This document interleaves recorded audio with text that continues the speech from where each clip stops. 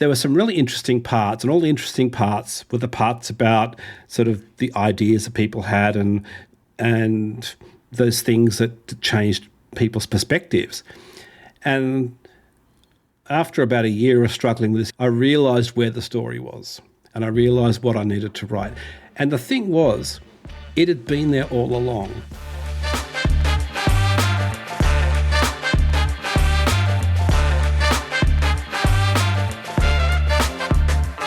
Welcome to Talk with History. I'm your host, Scott, here with my wife and historian, Jen. Hello. On this podcast, we give you insights to our history-inspired world travels, YouTube channel journey, and examine history through deeper conversations with the curious, the explorers, and the history lovers out there. Now, today, we are joined by Scott Williams, the author of Lightbulb Moments in Human History, From Cave to Coliseum. Welcome, Scott. Hey, Scott. Hi, Jen. How you doing? Now, before we get into chatting with Scott about his book, I want to remind our listeners that you can find Scott's book on Amazon and various sites. But if you can't remember the exact title after you're done listening to today's episode, as we say in our past episodes, you can always find links to Lightbulb Moments over at our website, talkwithhistory.com. So just go to talkwithhistory.com, search for Lightbulb Moments. That's talkwithhistory.com and search for Lightbulb Moments, and you'll be able to find links directly to Scott's book. Fantastic. We try to share history as much as we can.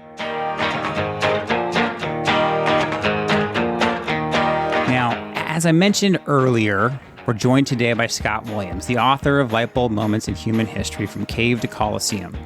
Now, Scott is a self-described optimistic smartass, writer, humorist, and history nerd. His fascination with humanity's lightbulb moments began as a child while watching the first moon landing. I appreciated your opening in the book. He also has his own podcast that he hosts with his friend CJ called What's My Age Again? Now, thank you again for joining us tonight, Scott. I really do appreciate it. Thank you for having me. And just back on the moon landing, I don't know if you can see over the back of me. Obviously, the listeners can't see this, but I've got a signed Neil Armstrong photo up there. So I'm definitely a history and space nerd.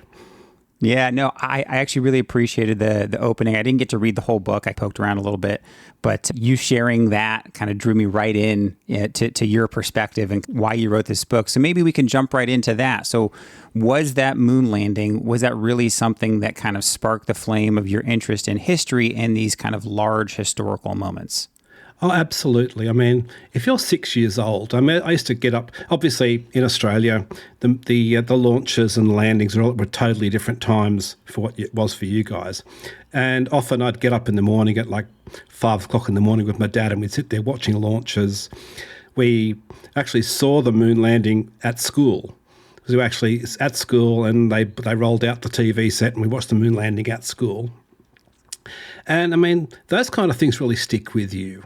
I fully understood the import of it. I knew it was a moment in history that was possibly, may never be surpassed the way we're going, but it was incredible. And certainly it sparked a love of those kind of big moments, big historical moments and big breakthroughs that I followed through now, obviously. Yes. Yeah. So that was obviously when you were younger. Was there something else as you went through school? I mean, I know you joked in that opening, okay, now I got to start training to be an astronaut. But I mean, that's a little different track. That's more of a go fly and learn engineering and all that stuff than end up writing about history. What kind of led you down the path of eventually writing a book? Look, I think it's just one of those things that I've been fascinated with history all this time.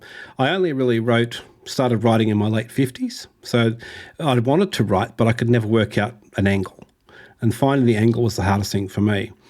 And it turned out that the angle was there all along. I just had to recognise that these big moments were the things that fascinated me and the things that made me realise that the world continues to get better. I think I hear a lot of people being very negative, and I know that the world, there are lots of problems in the world at the moment. Obviously, we can see in Ukraine and in the Middle East and everything. But in the end, if you sort of went to any other time in history, things were still worse. And think where we've continued to iteratively get better and better by building on all the developments of people before us. And I think people have lost track of that. And I really wanted to sort of bring that back for people to see that, hey, things aren't that bad. And I think my experience of things I'd read over the years and my fascinations with all these things just made me realise that this is a lens to look at that through. You're very optimistic, and I appreciate that because I think that's where we have to be with history. And I'm very much, I don't like that term history repeats itself, because I'm like, you're never going to be in the exact same place, exact same time for history to actually repeat itself. It can echo in some ways, but it will never actually repeat itself. What would you define a light bulb moment as? Like, how big of a aha moment does it have to be? What is, when you're writing a book, like what do you constitute a light bulb moment as? Okay, they can be, they don't have to be massive, but they have to be things that are unprecedented and eventually lead to something. Like the first caveman who chipped the first stone tool. Hitting two rocks together is not a big deal. But that iteratively led to machines, to all sorts of things. Just it took millions of years, but so it doesn't have to be a big thing. But one of the reasons why it seemed for so long, humans in our current form have been around for hundreds of thousands of years. Yet it's only in the last probably 200 or 300 years that things have really started to change big time. And that's because it took so long to get all the little building blocks in place. I mean, like cavemen had to learn how to communicate with each other. They had to make tools. They had to do all these things that took a long time. These things didn't happen overnight. And once things started to build, once we started to get these little sort of sparks of ingenuity building one upon the other, then things started to speed up to the point where we're now sort of can't keep up with it. There's no one person could be Leonardo da Vinci now, because there's just no one could keep all the different strands of knowledge in their head. A light bulb moment is just something that sparks some kind of paradigm shift. Gotcha.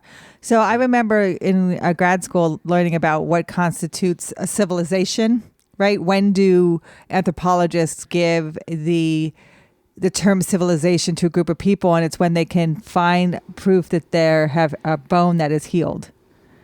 So if there was a broken bone and it is healed, they prove civilization, because there's a group of people that can set a bone. They're taking care of someone. They're helping someone to mend. So they're doing all of those things you said. It's like the result of the light bulb moments. It's the result of the communications, the result of learning about medicine. It's the result of learning and being together as a group that the bone heals, and they can see that on a skeleton, and that's when they can tell that was a civilization. So I can see what you're saying.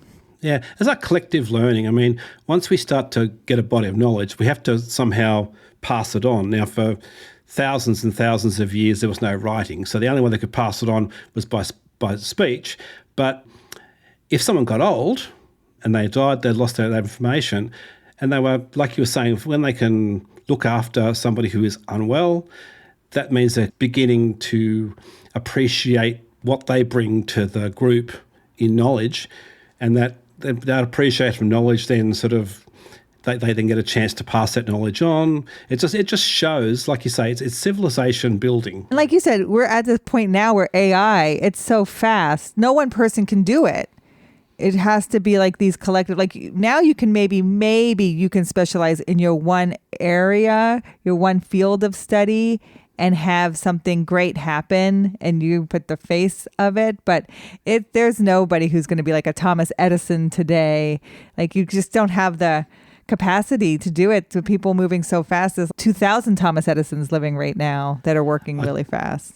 I totally agree. And in fact, I see a problem with the fact that one person can't monitor everything, because I think a lot of the big ideas that I write about are things that are different strands of knowledge brought together by people who understood that this could be relevant to something else.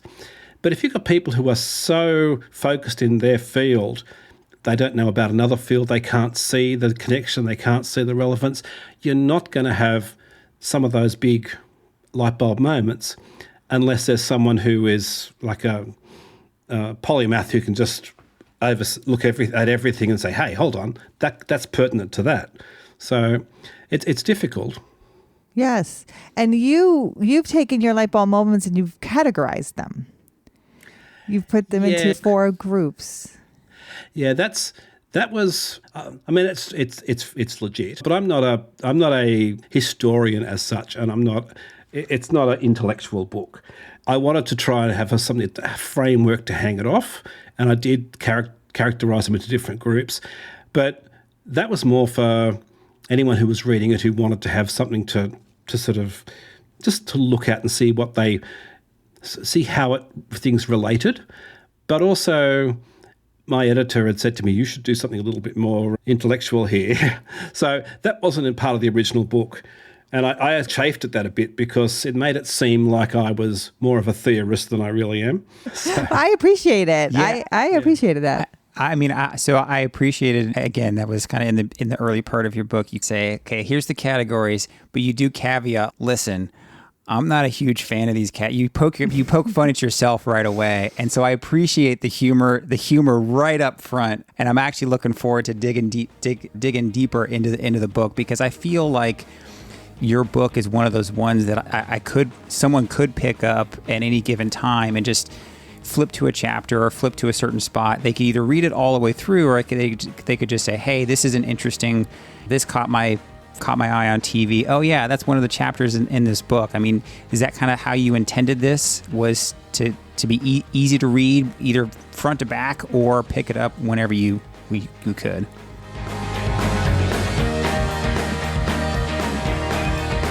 I tend to be one of those people who pick things out of books and read what I can. So, but I wouldn't say I intended that to happen. What I intended was to have, like we were talking before about an overarching view of like technologies and things. I wanted to have an overarching view of history, which, there's actually a kind of history called big history, and it's basically just pulling back from all the minutiae and looking at trends and looking at things like that. I didn't want to get quite that far away, but I wanted to be able to pull back enough that you could see the patterns. And I know that history doesn't repeat itself. I agree totally with what you said there, but there are patterns that recur that are dealt with in different ways by different civilizations. And when you do that, when you pull back and do what I've done, even for me, I didn't realise until I started to write what I was looking at here, where there was a lot of patterns and a lot of things that echoed in even present day stuff. And that's where I could see the categorization that we joke about earlier. That would probably help you from a writing perspective, at least for me, right? That's the way my brain works, is I got to outline something, I got to have some categories, and then, I can pick and choose, okay, if it's a religion, okay, this is when this religion came to the forefront, or that religion came to the forefront, or that concept came out. With that, when you're researching a book like this, there's no kind of one single source aside if you just say the internet for all of history. If we interviewed someone who was writing on John Quincy Adams the other day, and he had a very specific source in one place he could go to for some personal journals. But for you, what were you using for your research for this book? Oh, look, it was well, I say the internet, but I would look at the internet and then I'd go, okay, I would pick something up. I wanted to look for big ideas, but I wanted odd angles on big ideas too. I wanted there to be stories involved. So I would look to see if there were stories involved with something. And I would even look at Wikipedia. And then once I saw that, then I go, okay, deep dive on their sources, then on other sources to see the veracity of it. That's why I don't regard myself by any stretch of the imagination as a historian. I am not a historian because I don't do the proper groundwork a historian would do.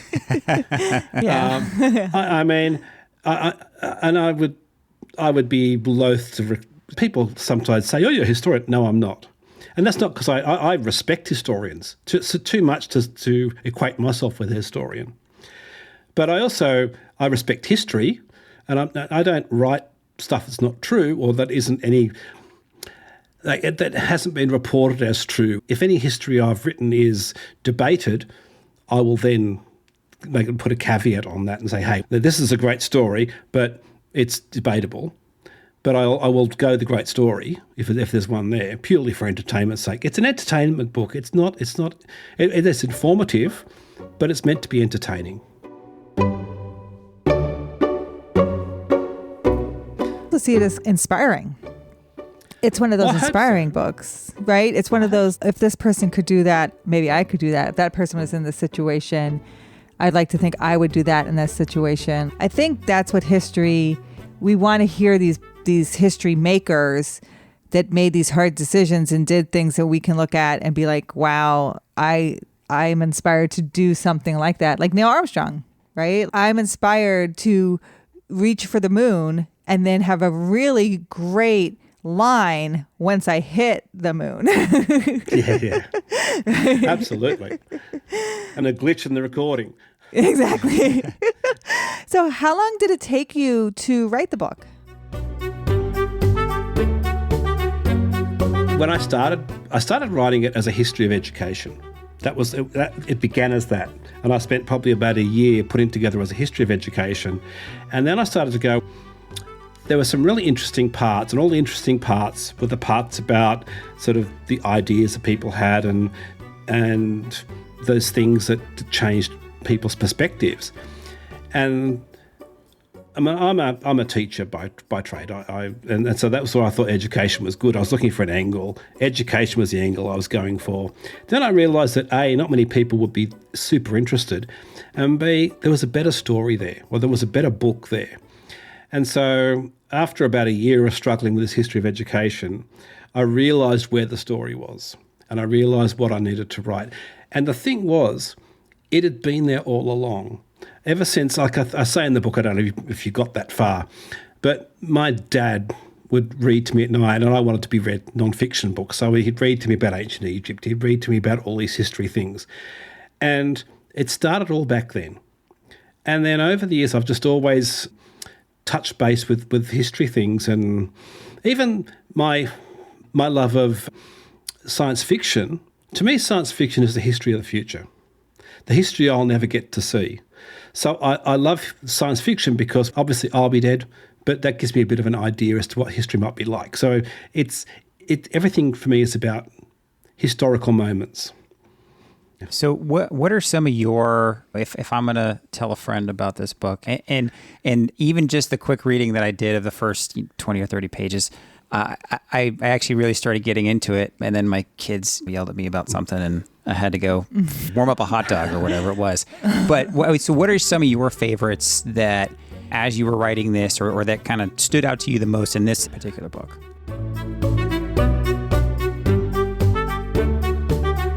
Okay, some of the things that, not all of them are life-changing moments. One of the ones I really like is the beer before bread hypothesis, which is a hypothesis that humanity didn't band together in cities and farm and everything to grow food and to make bread.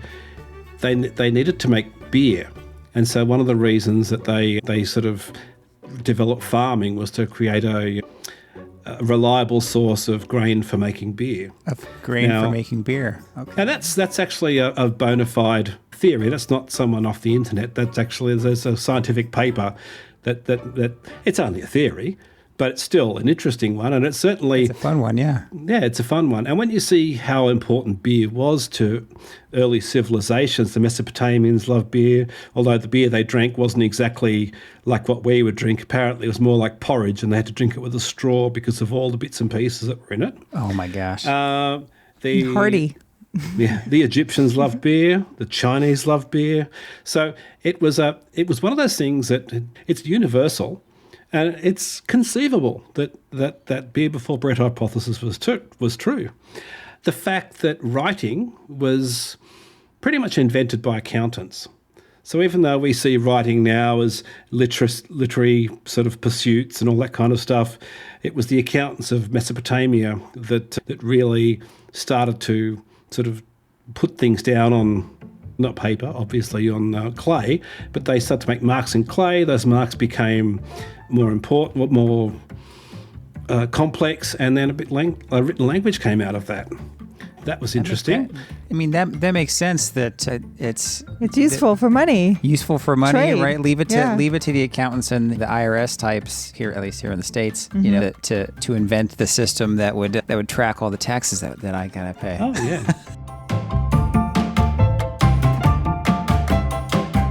Yeah, I mean, and that's definitely a light bulb moment. Some of them, there's a story in there about Sun Tzu, the famous Chinese general, and I wouldn't say it's a light bulb moment, other than the fact that he codified some of the sort of the ideas to do with war. But there was a story in the book about how his emperor had challenged him to get a group of like female, I think, concubines to act like an army. So he divided them into two groups, and he made one of the king's, or the emperor's concubines the leader of each group, and then basically taught them some maneuvers. And when he brought the king out, or the emperor out to watch, they mucked it all up. They fell about laughing and thought it was hilarious.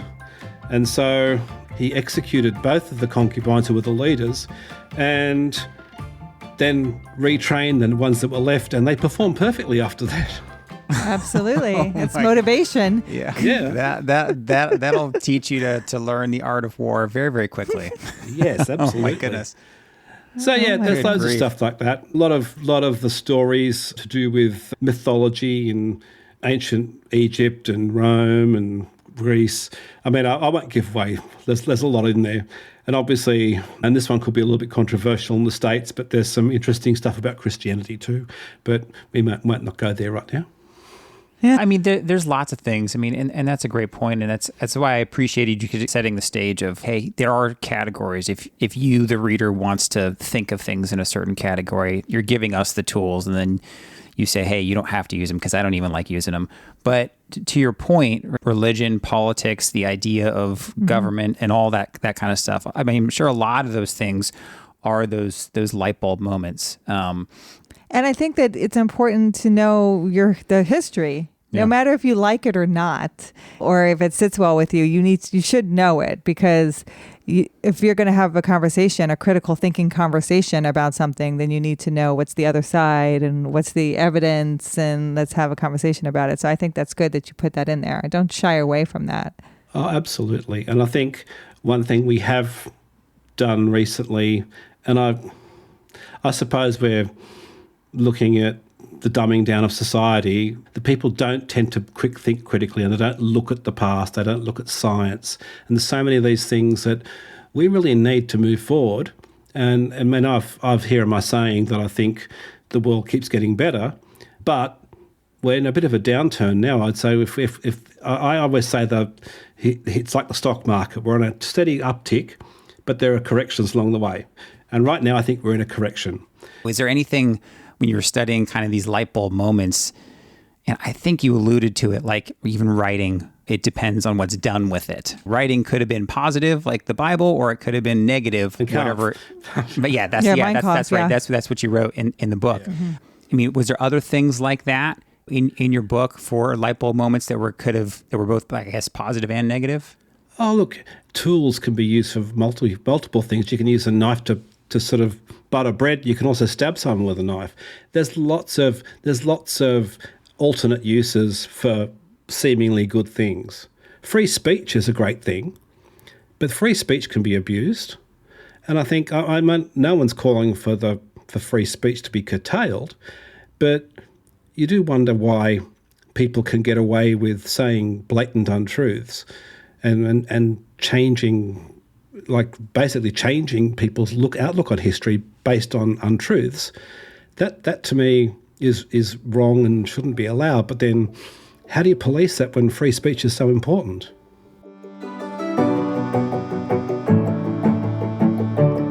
Now, I think I saw when I was poking around on Amazon that, do you have another like a volume 2 coming out here next year? I do have volume 2 coming out.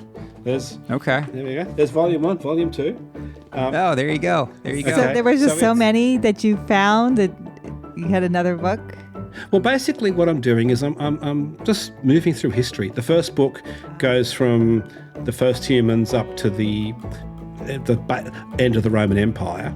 And then I'm picking up from the Middle Ages up to the Scientific Revolution. Right now I'm working on book 3, which is the Enlightenment. In fact, the working title at the moment is Revolution to Evolution, which is going to pick up on the French Revolution, American Revolution, and then up to Darwin. And then I'm going to keep on going, basically. But the idea is to do it chronologically, so you can see how these ideas iteratively build. And the fact that the first book covers probably 2 million years of history, the second book covers 1,000 years, the third book's going to cover 200 years maybe. Shows how fast things are growing. Yeah. Mm-hmm. So, in fact, the original idea was to do 3 books. There's probably going to end up being 5.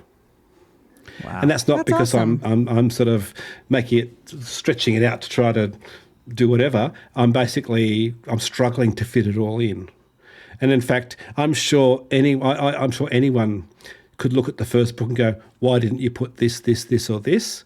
And the further I go along, the more there's going to be. So I think, if you've read in the introduction, I'm putting in ones that I think are important. They're not the only important Lightbulb moments. I can't possibly do it. It's just a way of me sort of showing this iterative building and how the world is getting better and how we need to appreciate that our lives are immensely better than the lives of people even 200 years ago. Oh, so absolutely. I think sometimes we just don't appreciate what we've got. I like that. Gratitude. Yeah, and that's one thing. And if you have been listening to podcasts, then you would know that I tell people all the time I'm not the history nerd, but I've learned a lot doing all this stuff with Jen and learning about the lens that we look at things through. And you even mentioned that in the very beginning, right? As long as you can be curious and be open enough to know that you are looking at something through a lens, and you can be willing enough to be open to that conversation, you can be grateful. And studying history and even knowing just a little bit about history, whether it's watching one of our videos or reading your book about those big lightbulb moments, that will give you that perspective and help you understand, like, hey, I really don't have it that bad. Yeah. And I like that, Scott, this is your book, so you're going to choose the lightbulb moments, right? If someone else has other ones, then they can go write their book. Look, there are times I've looked at, I saw something and went, oh my God, why didn't I put that in the book? Then I just stopped being hard on myself and going, did the best I could, and there's loads of things I could have put in that I haven't put in, and I know that. But yeah, I'm really happy with how it's come out. I'm happy with the feel. I think the feedback I've got is, I'm trying to make history appealing, interesting, a bit funny, because there are funny parts in history. I want to tease those things out so people get to see the interesting, fun parts of history. It isn't all just dates and things like that. It's a living thing that these people were alive. They had lives like you and I. They lived, they died, they had problems, and to see them as real people who were stupid and did dumb things, but also did amazing things. And that people like, say, Churchill, who was incredible, but also had a really bad side to him. And I think you can acknowledge that. You could acknowledge the greatness and still say, hey, this person he was a bit of a racist and he was a bit of this, a bit of that, but he also was inspiring and did all these amazing things. I have a real problem with people trying to revise history in a way which takes away that greatness factor and say George Washington owned slaves, therefore he was a bad person, and not looking at the way things were at the time. You can't judge people by today's standards. That's not how history works. Mm-mm.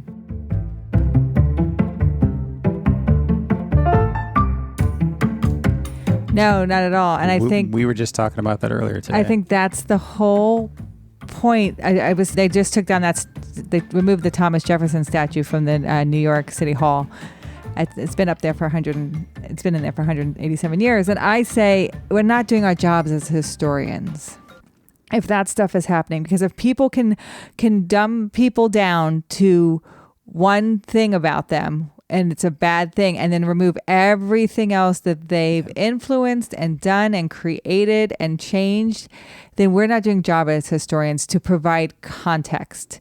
And that is what historians do, because nothing is happening today that is 200 years ago, that we live off of today.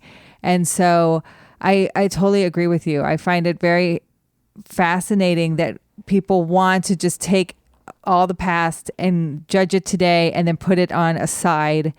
And I really dislike, the former president Obama had used this right and wrong side of history. And I really dislike those terms, because there is no right and wrong side of history. It's all the accurate side of history. It's all the truth side of history. If you're looking for a right side, it's the side that's the truth. That's the right side. The wrong side is changing it or saying something different or making something else more important than what it is for an agenda. That's the wrong side of history. So I have a hard time with this trying to judge history and clean it out from what people have done in the past, because nobody was perfect. No, it doesn't mean you can't look at history through different lenses and say, like I use the example of my grandmother, who was born in 1895. She was born when Australia, or before Australia even was a country, but she grew up during what was called the time of the White Australia policy, where basically no one who wasn't white and Anglo-Saxon could come into the country. She was a terrible racist, but she was a lovely person, but she was a terrible racist because of the era she grew up in and how everyone was racist then. I mean, Australia wasn't that far away from South Africa in many respects. So you got to look at it in that respect. And she grew up through the World War I, Great Depression, World War II. She saw the moon landing. I mean, society changed so much in that time. And I'm sure some of her attitudes change, but there's a certain point where when you're a person of a certain age, there's only so far you can change. And I think I look at her, I remember the good person she was, but I acknowledge that there were problems, but I also know why those problems happened. And I don't sort of say she's not my grandmother anymore because she said mean things about black people. I mean, she did. She was awful. I was actually quite shocked at some of the things she said, even as a child. So that was... It was a wake-up call, there's no doubt about that, but she was also a good person in other respects. But she came from a time when the default position was everyone was a racist. And that's why I always appreciate our conversations on Talk with History, because I think our guests have the perspective of learning about history and being willing to say, yes, that wasn't, by today's lens, those actions back then weren't right. However, people have gotten better and we have to understand where they came from. And so again, that's what I appreciate about books like yours that bring some humor into this and make it a little bit more accessible for the non-history nerds like myself. And it's something that I would mention to my friends at work and say, hey, if you want a good kind of coffee table history book, or if you want to check out a history book, this one's super fun because it talks about all these larger concepts that most people will be familiar with, but maybe not the details behind them. And then you interjecting your humor throughout the book is great. So for those listening, Scott, what's the best place that you would want them to come to if they wanted to look for your current book or your book that's coming out, I think in the spring is what I saw. Yeah. Look, if you come to my website, lightbulbmomentshistory.com, it's got links to all the places you can get it. But the other thing is I've just released an audio book of the first book. It came out this month. Okay, so for listeners who don't like sitting down reading books but like to listen to things, because, hey, I'm a podcast listener and I'm an audio book listener too. And most of my reading is done while walking or doing housework, and I don't get time to sit down and read as much as I'd like. So that's there. It's there now. It's available. It's not quite there on Audible for some reason yet, but everywhere else, Spotify, the audiobook's available out there. I think it's quite accessible. I'm not reading it, but I engaged a professional person to do that. But as far as everywhere else, the first book's available everywhere, Amazon and everywhere else. The second book will be available everywhere as well. But certainly, my website's a good place to come, and you can sign up for my mailing list. Awesome. No, that's great. And we're actually planning on putting together like a little kind of holiday gift guide we're going to put out maybe on our channel or something like that. So we're absolutely going to include your book in that, because I think it's a great one. It's fun. It's got a little bit of a different tone compared to some of the academic book that Jen reads that I just can't pick up. It's just not my thing. It's okay. I like the fun ones too. We learn in all different ways. Yeah. And my book has lots of pictures too. Perfect for someone like me. It's perfect for someone like me.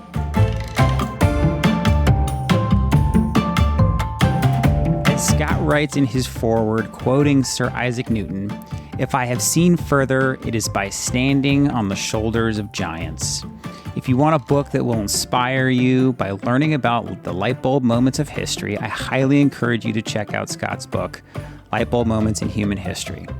You can find Scott's book pretty much anywhere. And for those listening, thank you for listening to the Talk with History podcast. And please reach out to us at our website, talkwithhistory.com.